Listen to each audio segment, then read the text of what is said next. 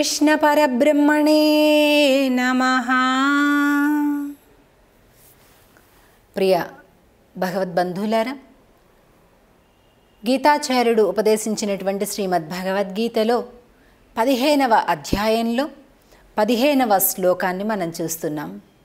ఈ శ్లోకంలో సకల జీవులలో పరమాత్మ ఉండేటటువంటి విధానం, అన్నిటికీ కూడా తానే ఆధారభూతుడైనటువంటి వాడు, సమస్త ప్రాణికోటి కూడా ఈ విశ్వంలో మనగలుగుతుంది అంటే అది తాను ఆధారముగా ఉండటం వల్లనే అనేటటువంటి నవవిధ సంబంధాలలో ఆధార ఆధేయ సంబంధాన్ని గురించి చాలా స్పష్టంగా చెప్తుంది ఈ శ్లోకం.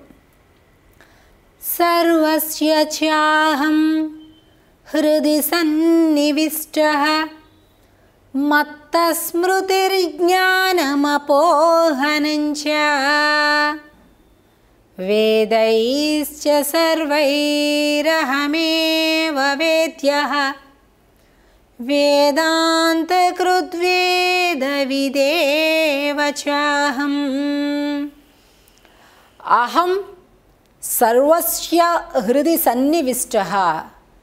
అహం అంటే నేను, అంటే శ్రీకృష్ణ భగవానుడు సమస్త ప్రాణుల యొక్క హృదయములలో నివసించి ఉన్నటువంటి వాడిని.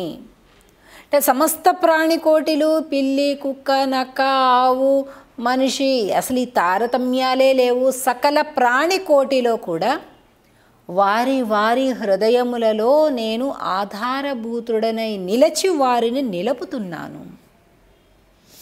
అదే ప్రకారంగా మత్వః నా వల్ల, స్మృతి జ్ఞానం అపోహనంచ. మనకి తెలుసు, చాలా సందర్భాల్లో మనం అంటుంటాం, అరే రే రే ఇప్పుడు గుర్తొచ్చిందండి, ఆ సమయానికి గుర్తు రాలేకపోయిందండి అంటుంటాం.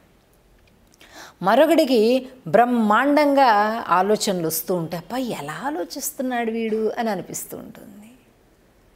ఒకడికి మరుపు వచ్చిందన్నా, మరొకడికి జ్ఞాపకం వచ్చిందన్నా, మరొకడికి ఇంకేదో తలపు వచ్చిందన్నా కూడా కారణం ఏమిటి?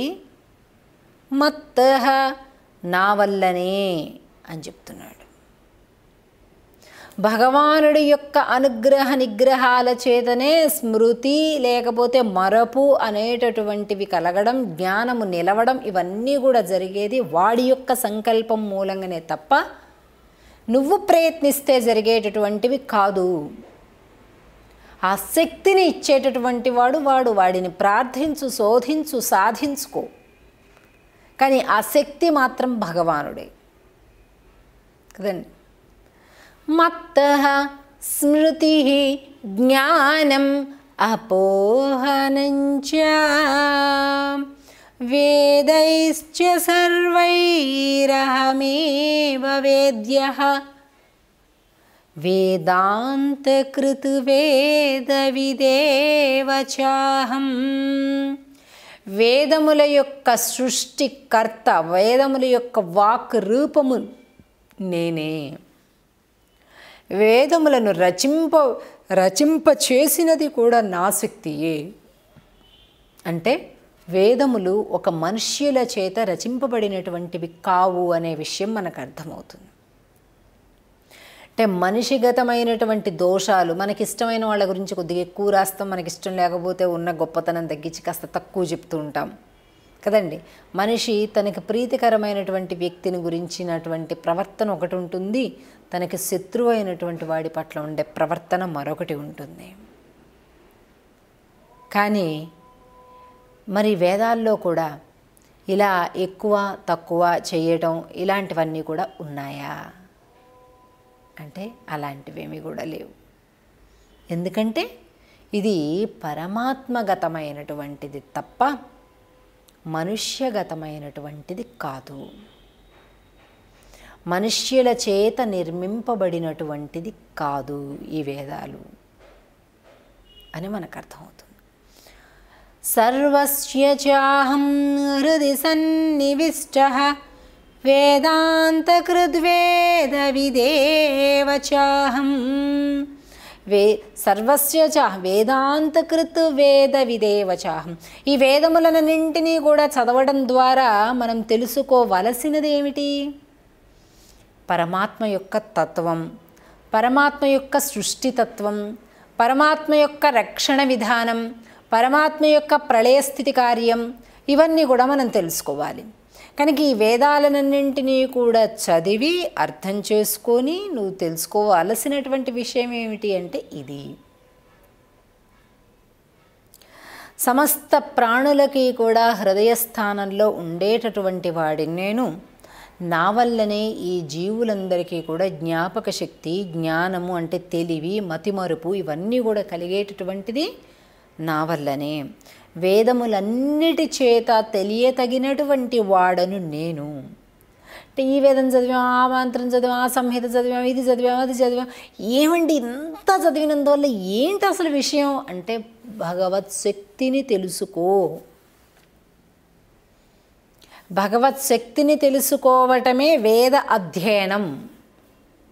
అదేవిధంగా వేదములను పూర్తిగా తెలిసినటువంటి వాడెవరు? కృష్ణ భగవానుడు. ఏమంటే ఆయనకి తప్ప ఇక వేదజ్ఞానం పూర్తిగా ఎవరికి అందుబాటులో లేదా? ఎవరికి లేదు.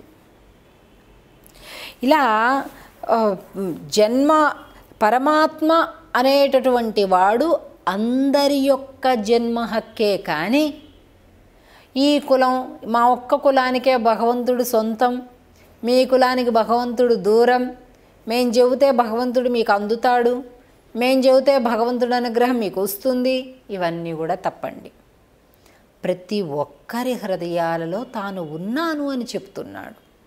ఆ జ్ఞాన జ్యోతిని వెలిగించి భగవద్ దర్శనాన్ని చేసుకునేటటువంటి ప్రయత్నాన్ని చెయ్యి నువ్వు. అంతేగాని అజ్ఞానంతో, మలిన హృదయంతో, కపటపు ఆలోచనలతోటి నువ్వు ఉన్నట్టయితే అసలు భగవంతుడు సంతోషంగా ఉంటాడా నీ లోపల? ఉండడు. భగవంతుడికి ఎప్పుడు ఏది ప్రీతికరం? తనని తెలుసుకోవాలని ప్రయత్నించే వాడికి తాను చిక్కుపడతాడు. మహామహాయోధులకు చిక్కుబడని పరమాత్మ యశోద తల్లికి ఎందుకు చిక్కుబడ్డాడు అంటే యశోద యొక్క ప్రేమకు చిక్కుబడ్డాడు. కనుక భగవంతుడిని పొందాలి అనే కోరిక కలిగిన వారందరూ కూడా భగవంతుని ప్రేమించాలి, భగవంతుని సేవించాలి, భగవంతుని ధ్యానించాలి, భగవంతుని స్మరించాలి, భగవంతుని కీర్తించాలి, భగవంతుని భజించాలి. ఇలా ఎవరైతే చేస్తారో వీడు నావాడు అని పరమాత్మ వారికి అధీనుడైపోతాడు. ఇంత గొప్ప శక్తివంతుడైనటువంటి పరమాత్మ కూడా అధీనుడవుతాడు అన్నమాట. కాబట్టి అటువంటి శక్తిని కలిగినటువంటి భగవంతుడిని తెలుసుకోవడాన్ని గురించి చెబుతున్నాయి వేదాలు. ఈ వేద జ్ఞానం మనకు దాన్ని అందజేస్తుంది అన్నమాట. అలాంటి మహత్తరమైనటువంటి శక్తిని మనకు అనుగ్రహించేటటువంటి ఈ వేద జ్ఞానాన్ని గురించి మనం అర్థం చేసుకోవటం, అధ్యయనం చేయడం, అవగాహన చేసుకోవటం ఇది మనం చేయవలసినటువంటి పని. కాబట్టి ప్రియ భగవద్ బంధువులారా, అద్భుతమైనటువంటి ఈ వేద జ్ఞానాన్ని తెలుసుకునేటటువంటి ప్రయత్నాన్ని మనం చేద్దాం. తిరిగి తర్వాత శ్లోకం 16వ శ్లోకంలోకి మనం ప్రవేశిస్తాం. ద్వావిమౌ పురుషౌ లోకే అనంటూ క్షర అక్షర, నశించే పురుషుడు, నశించని పురుషుడు రెండిటి యొక్క కలయికే మనం.